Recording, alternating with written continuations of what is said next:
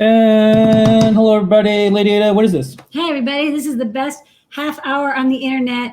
Don't watch the debates. Definitely hang out with us. Well, no, you can participate as much as you want in the political process, but I guarantee you this is the best half an hour tonight. This is going to be way more fun. Yeah, this is the best half an hour tonight. This is encouraging. It's inspiring. You'll want to make something. We live together, so we don't need a plastic divider. Yeah. We're safe. But we got. You got to the plastic divider joke before I did. I had a couple planned. I'm sorry. All right, no, go for it. Look, it's this is what actually we're going to be talking to some guests tonight who can probably help you make all sorts of physical barriers, or things that can even help you come together. That's right. We've got a whole bunch of people from the Adafruit community and beyond come by. We're going to be here till 7:55, and then it's going to be a full hour plus of Ask Engineer. Yeah. But we're going to kick it off with Kevin from DigiKey. He's got a sweet basement. Yeah, I do have a sweet basement. I've had a lot of fun building my studio down here, my own office. It's been great. It's been quite a maker project, and I love it. Maybe next week I'll just give you a whole tour of it. It's too messy right now. Oh yeah, totally. Everything's messy. So speaking of making, I can't get enough of the Pi portal.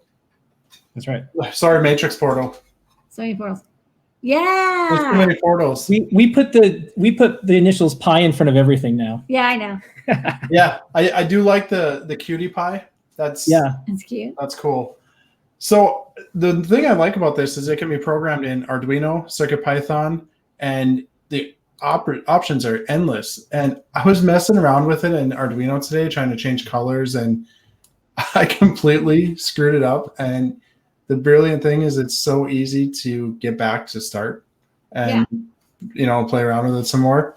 So I mean, I think that's kind of my message today is don't be afraid to try things because it's easy to get back and start again. That's what engineering is all about. It's about making mistakes and 2 steps forward, 1 step back, but you do make progress.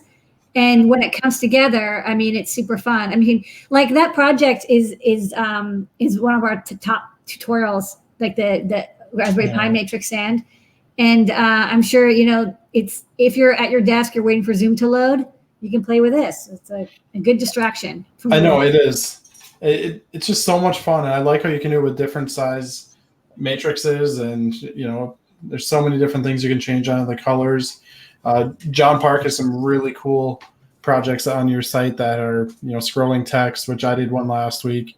Do a cool project. Think of one that would be. Oh, you did the DigiKey countdown timer. That was a good one. Yep, when the new warehouse is planning to open. Okay. Which I was over there today, and it looks amazing.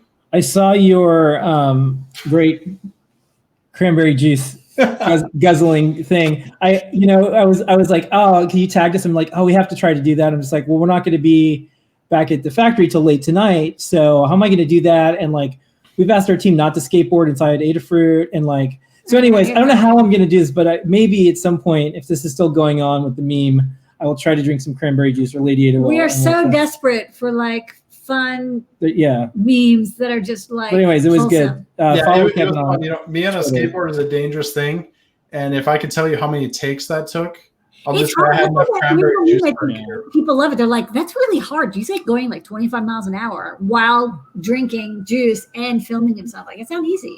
Yeah, that was pretty funny. I got an email from our social media team said you need to do this today. Yeah. It's a sign. All right. Well, I'm sure you. Well, thank you so much, Kevin. Before we did this meeting, we had our remote team meeting. One of the things we were talking about the Matrix portal is so many people are still home. They're working from home. They're also doing a lot of home projects. There's lots of things that you can do with the Matrix portal, which is you can put it in a room, and then that's your constraint. What cool project can I do in this room? So one of the things we were thinking about is, when you start to take a shower, you tap it. It has tap detection. And then it has water going down, and that's the length of your shower. So you can just glance over. If you're like, oh, I want to save water, it could have, okay, here you are. Now it's time for shampoo. Now it's conditioner. You should get out of the shower unless you want to destroy the planet more. Things like that. So that's a brilliant idea. I challenge you to put it in a room that you normally wouldn't expect electronics and see what you can do with it. I already have one. My daughter, I can now get her to read for 20 minutes for her homework. She's 8 years old and rambunctious. She just doesn't want to sit still. So I could use this, and she has to there's two ways to go about it. If she reads like it's showing something happening and it's like cute, like a beautiful flowers, blooming over the course of 20 minutes, or like a cute little animal's dying, unless you read. So dealer's choice on how you want to parent. Carrot or stick? All right, Kevin. I have stuff to do. I know what I'm going to do now. Yeah. I'm sure you'll talking to you guys. Take care. Okay. We'll see you next week. Have a good Wednesday. All right. Next up, Zach. Next up, Zach from Inventables. And before Zach tells a little bit about Inventables and himself and his launch, we did a blog post about their launch that was earlier this week. The last time we saw Zach was at the White House. Wow. Boy, have times changed, Zach. Totally. Things are a little different now. We're not getting invited back. So, we'll see. You never know. Not in the next couple of weeks. I have a Tyvek suit. I can disinfect stuff. So anyways, it was neat because you were both, Lamore and you were part of the Champions Change initiative that the government was celebrating, manufacturing in the U.S. Yep. All sorts of things. I think we all agree manufacturing U.S. is still cool. Yep. But Inventables is one of our friend companies. Zach is just as fast as email as I am, so I always like corresponding with them. So Zach, take it away. Tell us about you, your company, and what you just launched. Yeah, so I grew up in the Chicagoland area. I actually went to Ferris Bueller's high school, which is kind of a fun fact. So if you've ever seen the movie Ferris Bueller. And when I was in high school, I got really into digital manufacturing. They had a program that was part shop class, part CNC. And I just loved it. And you can kind of think of it as like high school engineering. And that inspired me to go to University of Illinois and do mechanical engineering in college. I started my first company senior year, which is a custom software company. And then after 6 months of doing software consulting, I sold it and started Inventables. All right. What are you launching this week? So this week we launched the X-Carve Pro. It is a new CNC machine that is 4 foot by, there's my son. Hey. Okay. It's 4 foot by 4 foot and 4 foot by 2 foot. And the cool part about it is you can do full 4 foot by 8 foot sheets. We have a new feature in easel called tiling. So it helps you do that really easy. You kind of just do your design and then it'll tell you when to advance it, and then could you make dividers for yes. Like I gotta get the joke out. You can make dividers. You can make pretty much anything you want. If you need to keep people with coronavirus out of your press briefing. The cool part is a lot of people have bought the X-Carve and they've started with like side hustles, and they've a lot of them have turned it into business. I think like 10% of our customers have like 2 or 3 machines that they're running. Yeah. And so we wanted to take that next step with our customers, people who are doing a full-time business. And so we launched the X-Carve Pro. All right. And where can people find out more information? You can put links in the chat afterwards, but if you happen to know the URLs off the top of your head right now. Yeah, I mean, so if you go to inventables.com and click Learn More, it's on like the X-Carve Pro is on the homepage, and if you click Learn More, it'll take you to the page where we're doing a pre-order campaign, and there's a video,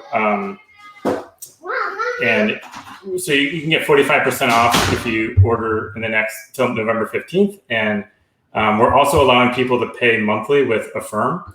So on the 4x2, it starts at about $140 a month, and the 4x4 is about $166 a month. And that was really important to us because we're really targeting this at people who are trying to get return on investment, and they're taking it from maybe like a hobby to a business, or a business to a bigger business. Yeah. And so, it's all about getting that ROI. And can you use this as an engine for your business to make more money each month? Yeah. If you're paying people to do like routing or cutting by hand, you can automate it and you immediately get that return. And then, Phil and I did that. We bought a small pick and place. We basically earned the money out on it, and then we bought a bigger one. Yeah, we did that with our laser cutter. That was one of our first pieces of equipment. We were able to build back the over $10,000 we spent on it. And then we also knew a couple company called Because We Can. They did a lot of neat press fit furniture and a lot of things that were cut out with something like this. So it's possible, and a lot of people are reconfiguring their spaces. I kind of think that something like this is going to be in a lot of people's garages, not only for their own use as they expand and turn their homes into something very personal, because we spend a lot of time at home now, but a lot of people are going to need to do those businesses that they've always wanted to for all sorts of good reasons, or just because like, okay, now's my chance. This is the best time to start a business, as scary as it is. It totally is. Like, you got really nothing to lose. And that's actually why we did 4x2 and 4x4, is because most people wanted really big stuff, but they didn't have the space. Yeah. Yeah, it's a good compromise. All right, well, thanks for coming by, Zach. And all right, Zach, keep coming by and show some of the stuff that's made. And come by the XCarf project. And here's the thing: I know one day we'll see each other at the White House again. Hopefully, we will. It might be soon, or it might just take a while. But I'll see you. And when we're scavenging. Yeah, no, I'll see you around. I'll see you there. Look, we got there once. We'll get there again. All right, sounds good. See you guys. All right, sweet. We got some more people, so let's do some quick check-ins. How's it going, guys? Hey. So this is what I'm up to. It's a scoreboard. And the idea behind this is something I'm going to be showing on my workshop show tomorrow, is that sometimes you play games that have sort of simple scoring to them, like Cornhole, for example. If you ever played that, it's a beanbag throwing game, sort of like Horseshoe. And the game scores from 0 to 21, 2 players. And I thought it'd be fun to build a scoreboard that uses, rather than mechanical buttons or remotes, it just uses your phone and Adafruit IO. So what I have here, if you see this is an Adafruit IO dashboard. That's nice. And I just made this 20 minutes ago because I had this running on the computer, and about 20 minutes ago, Lady Ada said, hey, what about putting it on the phone? And it's pretty easy to reformat things for the phone. And so what happens is I'm going to go ahead and have Melissa LeBlanc-Williams there win the game. So I've just moved her slider up to 21. And every 3 seconds, I have this set to go over Wi-Fi using the Matrix portal, and it grabs the latest score. So you can see there, it just updated to 21. So this is my big chance for a huge comeback on my last turn. So I'll slide that up to, let's say, 19. Got a little white dot showing up here to tell me that it's it's connecting online and grabbing the latest score. And there when updated. I've also got the names there, which I'm about to update that code so that we can change that from the dashboard, and then we'll be able to put in 2 different players for the next game. So that's the project I'm working on. I'm going to be showing that off and the code and some other tips and tricks tomorrow at 1 o'clock Pacific time, 4 o'clock Eastern time on Jeff Park's workshop. All right, thank you. All right. Thank you. All right, next up, Brent. Hey, Brent. Give us an update. Hello. I've been working on an air quality monitor. It's breadboarded right now. I'm going to talk to Noe and Pedro in a while, and we're going to do a really nice enclosure for it. But it uses some Adafruit parts. It's using an Itsy Bitsy with an airlift shield on it, and then a BME 280 to do environmental data, so like your temperature and your humidity, and then a PM 2.5 sensor, which senses like air molecules in like that surround you. So I wanted to do this project because there's a really good service. I'll share my screen called Purple Air, and Purple sells an air quality sensor, but it's closed source, unfortunately. But you can see all the air quality sensors around where you are. I'm in Providence, and you can see like graphs for everything, and it's really nice. But it is closed source, and we like making things open source here at Adafruit. So we're using the PMS 5003 sensor. And then there's a calculation that you can do for finding the AQI. The one that we're showing is real time, so it's going to be like higher than what Purple's showing, because they're doing a full computation over a period of time, and we're just showing real time. And then like there are a bunch of categories that the AQI breaks down into. You actually have to like dig a little bit hard into the EPA website to find this, but each category quantifies a different amount of particles in the air, and then there's color-coded categories for each. So if it's like you're unhealthy and what you should do for each category, this part's not very available online. So we did the Adafruit IO method, and we did a sensor, and we threw it online, and it uses Adafruit IO feeds, Adafruit IO groups, and it shows the category, which is in real time. It shows AQI, which is also in real time. which isn't so far off from the one on purple, actually. It's only one off right now. But it's inside my house versus where the sensors are supposed to be, which is outside. You look super pro. This Looks is cool. great. Yeah. Thank you. All right. Well, we can't wait for the guide. Yeah, and we'll do All a right. guide Stay soon. healthy. All right. Thank you so much, Matt. Thank you. Good IO Brent. project. An eye-opening IO project. All right. Next up, Erin. Erin. Hello. Hello. Uh-oh. Oh no, Erin, your circuit internet. come around inside of its little box that it came in. You cut out and then you came back. Yeah, just give us an update. I think we'll try. Okay. I have a circuit playground here inside of its little base kit box. It's just turned on with some rainbow code on. And my tutorial is, where did it go? Aha. Tell me where. Making a little lamp out of just a frosted bottle with some fairy lights inside. And if you set it on top, it's a little bright in here to see. But then the whole bottle, if it's dark, it lights up and it glows in these beautiful rainbow colors. Check out the Learn Guide, I guess, on the site to be able to see it a little bit better. And I put a Lady Ada, or rather a Ada Lovelace sticker on there because it's Ada Lovelace Day on Friday. So everybody get your costumes ready. And then the other thing I want to say about this project is it was actually designed for an online lights festival that I'm going to be participating in, which is going to be a week from Saturday. It's actually set in the garden in Oakland, California, that inspired the game Pokemon Go. I guess the CEO of the I can't remember the name of the company now, Niantic, used to take his kids just walking around this lake in Oakland, and they discovered this little secret garden, and he was just like, "Wow, this is super cool. We should." Have a game that gets people out here so that they can discover cool things too. Yeah. So there's a fundraiser for this garden to keep it free and open to the public so that everybody can come and discover it and I guess play Pokemon Go in there. And this is going to become a giveaway prize for donations. If you donate to the garden fundraiser, then you can get a free Circuit Playground base kit and a bottle, and it'll be a very beautiful autumn light sticker on there. Yay. Make your own. Okay, thank you, Erin. All right. It's a good time to go to gardens. All right, next up, Jepler. Good evening. Jepler's desk. There is a desk here. So if you want to go to that, I've continued working with the CAN bus, and we're mixing it up a little tonight. So here I've got an STM32F405 feather running CircuitPython. And here I have got a prototype feather with an F4 microcontroller and a CAN bus built right in. And so the demo I've got running is you press the buttons over here and it sends a message over to the other board and lights up the LEDs over there.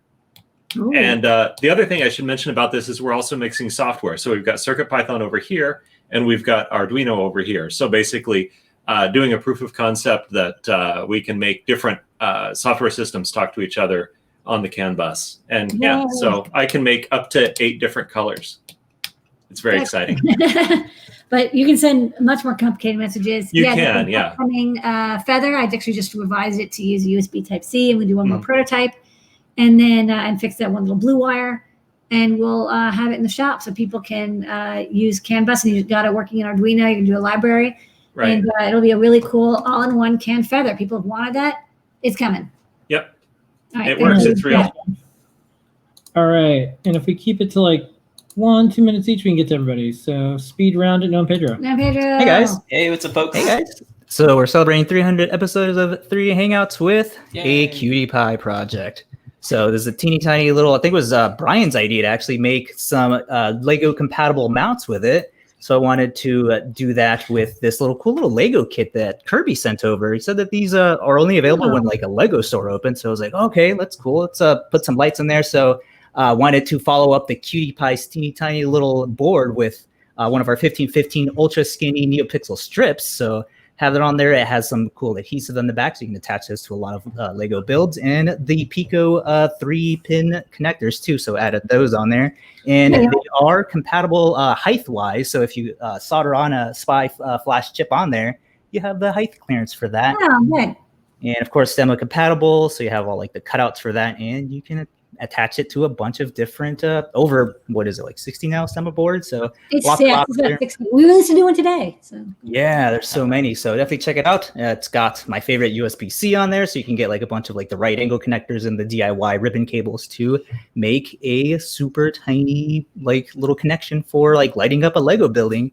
And I've seen that Toddbot's has been posting like a ton of cool little Cutie Pie examples. Definitely check out the GitHub on that. He has like a flame, like a fart machine.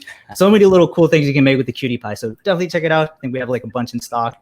And yeah, check out 3D Hangouts. A bunch of a whole hour of all the like a little retrospective on like all the shows that we've done. This is DT's idea. So 400 and beyond. Happy 300. Yeah, we'll play the latest videos, and we have a little segment of our show about the 300 too. Not easy to do. Congratulations. No one else has done it. It's fun. Thanks, folks. All right, you guys rock. Okay, let's go to Scott, and then we'll go to Liz, and then we're gonna go to SNC, and then we're gonna try to get to everybody. So go, Scott, go. All right. So first, I wanted to plug Hacktoberfest. I leaned back and I remembered that I wore this for a reason. It's October. It means if you contribute to open source projects that have opted in, including CircuitPython, you can get a tree planted for you or a T-shirt. So if you want to do that, drop in our Discord and let us know. We're happy to help you do that. What I wanted to also show today is I was doing a lot of debugging of SPI Flash stuff. So what I have here is a trace of SPI, which is how we load and store data on external chips. And I added a thing. This is Salier's new Logic 2 version. And they have a really cool marketplace for extensions here that they just did. And I just released, you can like automatically release your own thing, which is cool. But it allows you to analyze the low level stuff like what's in blue and get things that make a whole lot more sense. So if we scroll up here, we can see on the SPI Flash line, it just says, hey, we're reading at this address, which is really, really helpful when you've got like gobs and gobs and gobs of transactions in your thing. So check it out. Just hit the extensions tab. And if you look down here, it's alphabetical. There's just SPI Flash. You can click that. Oh, it's Jack in there. That's funny. Yeah. It's actually, I did the like publish process, and it's just like give GitHub repo access to some application, and it goes up immediately, which is really awesome. Awesome. All right. We'll see you on your deep dive tomorrow. Yes. Deep dives tomorrow, not Friday. Okay. Thank you, Scott. Okay. Next up, SNC. Hello, SNC. What are you doing? Hi. Hello. What project you got? Show what you did. We made a circuit playground. Like this is mine, and when I move this switch to this way, it turns yellow, and when I switch to this way, it's yellow. Colors. Even when I put it in the middle, it puts, and when it's in the light, it's blue, but it normally does that because it's in the dark, usually in the light. So when it's in the light in the dark, it's blue and pink. But now it's blue. Which one's your favorite color, blue or pink? Pink. Okay. You smell that? Mine has vibration. Okay. So every time you make a noise, you go to the other side, and every time you make a noise, it makes another noise. Oh yeah. Oh, hello. Hello. Yeah, that's it. So thank you. All right, cool. All right, so you got one that lights up and one that reacts to sound. And it even makes a little noise. Oh. Bing, bing, bing. Oh yeah, I hear it. A little chime. And did you guys use make code to write this? What did you do? Okay, you like make code? It's kind of fun. Yeah. All right, cool. Thanks. All right, the next project I'd like you to do for you got homework. You got homework. The next project I want you to do is I want you to have it play a song when you press one of the buttons and a different song when you play the second button, because there's two buttons. And I want you to have one play Happy Birthday and one can play Twinkle Twinkle Little Star, okay? Yeah. And come back next week or the week after and show it off. Okay. And then you can do it. Thank you. Thank you. Bye. Thank you. Thank you. Thank you, engineers, SNC. Maybe see you next week. Bye. All right. Okay, next up, Liz, what you got going on? That was amazing. I made my week. By the way, Lily said this is the best at only half an hour today. It really is. Halloween is upon us, and every year I like to do a little silly like 3D design and prints. Cool. So this is Frank. I painted him a bit. I just need to get some gray and silver paint for his bolts. But I'm thinking I'm going to use a Cutie Pie to put some neopixels in his eyes and have it be like a little light up thing. So that's a cute little build. Thank you. Yeah. He has a hand profile. I did. Yeah. Used Fusion 360. Actually, Nay did a great layer by layer to get this angle for the ears. Because I was about to use supports, and then he was like, "Oh, hold on." No. Yeah. None of my friends use supports. Friends I was doing pretty well with the teeth and everything, but yeah, that was a nice thing. So layer by layer last week, definitely check that out. So after when you have it do something electronic, you should have it say, "Well, actually, I'm Frankenstein's monster." You know, something. That's good. All right, so you can have the Cutie Pie do that. It can play audio clip. Yeah. Yeah. And it can tweet that, so no one tweets it at any of us when we show these projects. Yes, and then the party parrots can dance when you tweet it. Yes. Exactly. All right, thank you so much, Liz. All right, thanks, Liz. Have a good one. All right, we're going to go to Mark, and then we're going to go to Dan. We got exactly about minutes each. Yeah. So take it away, Mark, and then we'll go right to Dan. Hey, Mark. Will do. I just want to show off. Some people I know saw this on Twitter earlier, but for Halloween as well, I just built a little case to support. Oh, that's great. Cute. One of these laughing skull prank things. It's all light sensitive. Yeah, that's great. And sorry, my second camera had an accident today. But I actually have managed to get it working on a whole bunch of different Adafruit boards. Yeah, I like the portability of all the things we can do now, because it's like there's different form factors, and it's always fun. It's like it lives up to that promise of like write once, run anywhere. Yeah, it became super simple just to run it, and it's all in CircuitPython, just some minor tweaks, and it ran on every board I own. I didn't get a chance to get it on the Cutie Pie yet, though. All right, well, you got something to do. All right, well, thank you so much, Mark. Thanks a lot. Happy Halloween. All right, Dan, play us up. Hey, Dan. Hey, so I was on a little bit ago showing off my Raspberry Pi high-quality camera I've been using for time-lapse photos, and I just wanted to show off the enclosure that I ended up building. Oh, nice. So this is from a thrift store handmade jewelry box that somebody had at the thrift store for a few dollars. And I put it in my CNC mill and CNC'd out holes for mounting screws. And then also on the inside, I have a Raspberry Pi and the camera. Ooh, that's a nice mount.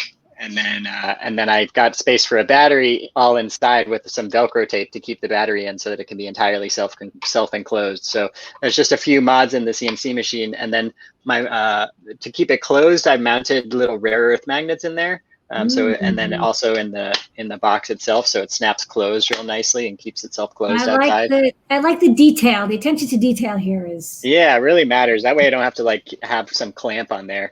And then finally I have a 1/4-inch screw tripod mount in the bottom with this clamp so that I can clamp this to my fence outside and point it at the flowers and leave it out there all night and watch them bloom. So sweet. All right, well, thank you, Dan. A beautiful project. Yeah, Dan, and come back and show more of this as you add more and take some time lapse with it. Yeah, I've got some great videos, so National Geographic style. So I'll have to show them next time. Come on back and come back with your best Attenborough impersonation. Yeah, will do.